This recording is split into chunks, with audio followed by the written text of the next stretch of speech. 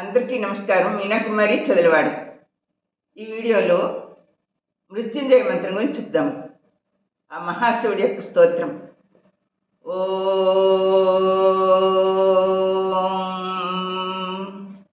త్రయంబకం యజామహే సుగంధిం పుష్టివర్ధనం ఉర్వారుకమివ బంధనాత్ మృత్యో మృక్షేమమృతాత్.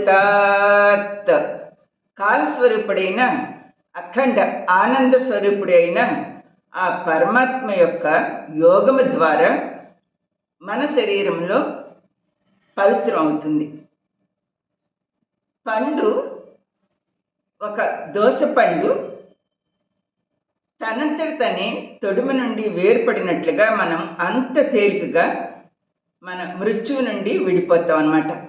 అంటే సునాయాసంగా మరణిస్తాం. మంచాన్ని పట్టడం, రోగగ్రస్తులు అవటం ఉండదు.